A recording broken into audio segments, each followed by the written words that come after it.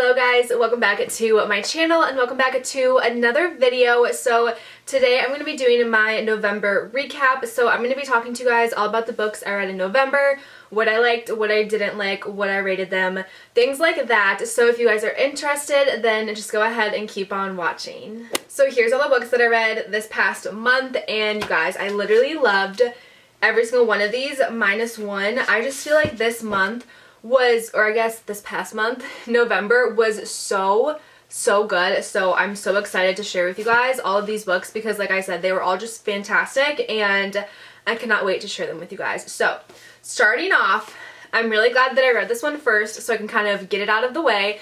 I did not like this book, and November for me was kind of hard because at the beginning of the month I was in a little bit of a reading slump. I was in Nashville, so I wasn't really reading because I was with my friends, I was out, I was doing stuff. I wasn't in like my normal routine, and I feel like I have a really good reading routine, and when I'm like on vacation or traveling, like that kind of just like goes out the window. So I wasn't really reading much the beginning of November, and then I started reading this book and I just like did not like this book, and so I feel like the beginning of the month really started on a bad note with like that reading slump. And this book, it's called Mad About You by Mari McFarlane, and I've had this on my to be read shelf for kind of a while. I want to say I picked this book up in August, I want to say, and I finally read it now in November, and I just feel like the characters in this book were not good. I didn't like them. There was like some cheating involved, which like I cannot stand cheating. I just like didn't like any of the characters. I couldn't relate to any of them. Just like all of them I just like didn't really like. So I feel like that really made me not like this book. There's a couple of twists throughout the book, so that's kind of why I kept reading. I've never not finished a book before because I feel like if I've already started it, I might as well finish it. So that's why I kept reading. Like I said, there were a couple of twists, so that's kind of what kept me reading the book, but as the time I was reading it, I was just kind of like, I cannot wait for this book to be over. So the main character in this book, her name is Harriet, and she is a wedding photographer, and her longtime boyfriend proposes to her, and then she kind of just like freaks out and she calls it off, and so now she's single, and so she needs like a new place to live because she was living with her boyfriend at the time. And so she gets a room rented with this guy named Cal, and he is like a hopeless romantic, where like Harriet is like the opposite, like doesn't believe in love, doesn't believe in romance. So it's kind of like their story together, and then you get introduced to Harriet's friends, which I don't like her friends. So there's just like a lot of stuff going into the book. You get to know a little bit about Harriet's ex-boyfriend and his life, his parents, Harriet and her friends, and then now the new character Cal. So overall, like, it was like an okay book. I rated it 3 out of 5 stars. Like I said, I just like didn't like the characters, so I think that's why I didn't like this book as much. Would I recommend it? Like, I guess, but I feel like that's the thing about books, is that like my favorite book might be your least favorite book, and like vice versa, like your least favorite book might be my favorite book. So like I always say in like these book videos, just kind of like take my opinions with like a grain of salt. It doesn't really matter. Just because I didn't like something doesn't mean that you would. But yeah, overall I just like didn't love it, but I did like the fact that there were like a couple of twists all throughout the book, so it kind of like kept you intrigued. But like I said, I just like didn't really like the characters. So that was the first book that I read in November that I didn't really like, but the rest of these books I literally gave all 5 out of 5 stars, so I'm really excited to talk about them with you guys. The second book that I read in November was called Funny You Should Ask, and this is by Elisa Sussman, I think that's how you pronounce it.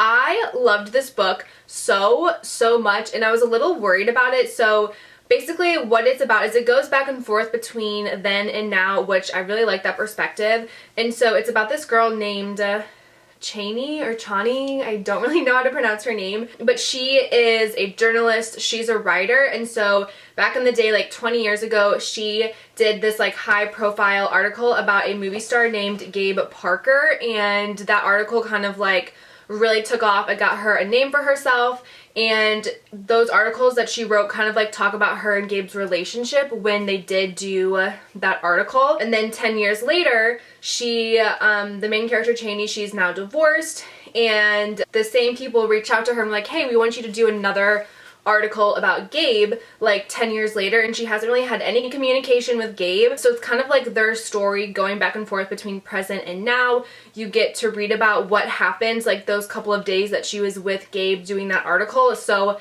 I really liked it, and I'm always a little worried when I read a book that's also about like an author or like a journalist, because like I just, for whatever reason, I don't love to read books that are about other people writing a book. Like, I don't know, I just like don't seem to like those types of books. But this one, I loved it. I flew through this book. It was so good. I was really on the edge of my seat to see like what even happens. Like, I just loved this book so much. Also, the cover is super cute, which like covers are irrelevant, but I really liked this cover. But yeah, overall, I really liked it. If you guys have not read it, you definitely need to. I saw this all over just like my book Instagram, and so when I saw it at the store, I just like had to pick it up, and I'm so glad I did. This book was just so good. 10 out of 10, rated at 5 out of 5 stars. Up next, I read Firefly Lane by Kristen Hanna, and this book really took me by surprise. So I actually ordered this book like almost a year ago. I think I got this last like maybe January or February, so it's been a hot minute, and it's just stayed on my bookshelf because it's a little thick. It's almost 500 pages, and long books for whatever reason just kind of intimidate me, so I think that's why it took me so long to finally pick this up. But I am so mad at myself that it took me so long to finally read this book because it was so good. Like, I did not expect to like this book as much as I did. So Firefly Lane is actually a show on Netflix, and I watched it a really long time ago, and then once I found out that it was a book, I was like, oh my gosh, I need to buy the book. So I ordered it online, and honestly, I don't really remember the TV show that much, so I kind of went in like blindly reading this because I just didn't really remember the show because I'd watched it like over a year ago. But this book was so good. So it's about two main characters named Tully and Kate, and they are friends. They've been friends, I think, since like middle school or high school.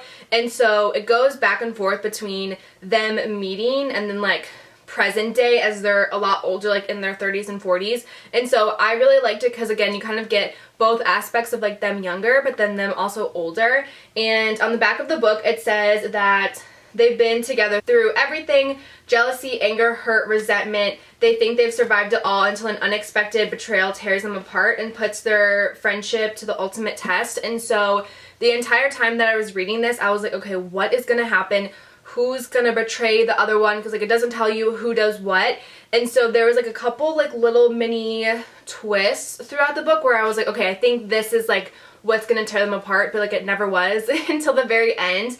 The ending just had me so shocked because the ending is different than the ending in the Netflix show, so I did not see it coming anywhere. Like, I literally teared up at the end, and I feel like it takes a lot for me to tear up and like truly get emotional in a book. So the fact that this did that, I just feel like says something, that it's just such a good written, well written book. But I really enjoyed it, and I believe season 2 is coming out sometime soon. I watched the trailer, so it's gonna be coming out shortly on Netflix, and I'm really interested to see like where season 2 goes, because obviously the first book goes throughout more of their life than the TV show. So I really want to know if the show is going to follow the book, like the very big twist in the end, which I'm kind of mad at myself because I did spoil the ending. So if you guys read this book, there's also a second book, which I'm really excited. I cannot wait to read the second book,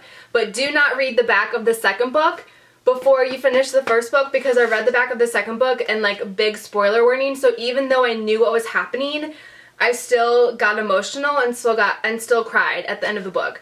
So again, if that tells you anything, you should pick up this book. So yeah, just don't read the back of the second book if you did not get through the first book. But yeah, there's book number 2, and I really want to purchase it and buy it because I just loved that first book so much. I was honestly not expecting to like it as much as I did, but I loved it. The next book that I read was a holiday book, and I'm so excited. I've had this, I feel like literally all of these books I've had on my bookshelves for so long because I'm really trying to read through my entire book catalog before I buy new books, which is exactly what I did. And then like I bought some new books from Black Friday, so it ended up working out. But I've had this book for about a year. I got it for Christmas last year, but I got 2 like holiday books last year for Christmas. So I read the first book like right after Christmas, but then I saved this one because I just didn't really feel like reading it like after the holidays. So I was like, oh, I'll just read it like when next year comes around. And this book, again, it took me by surprise because I feel like romance books or holiday books, like a lot of times I feel like they can be super, super cheesy. So if you don't like that, you probably won't like this book. It was very cheesy and like kind of predictable, but I just loved it so much. If you like Hallmark, like holiday and Christmas movies, then you will love them because I feel like this book is just like a Hallmark movie in book form. So I really want to read more like holiday books. There's a couple that I have my eye on that I really want to read. I bought one for Black Friday, so I'm going to be reading that book like shortly, so I'm really excited. But this is called The Holiday Swap and it's by Maggie Knox, and I love this book so much. So you have 2 of the main characters, Cass and Charlie, and they are twins. And so Cass is in her hometown working with her family on like their bakery, where Charlie is out in LA and she is on like a reality baking show. And then something happens to Charlie, and so she's like, hey, let's switch places. So Charlie and Cass switch places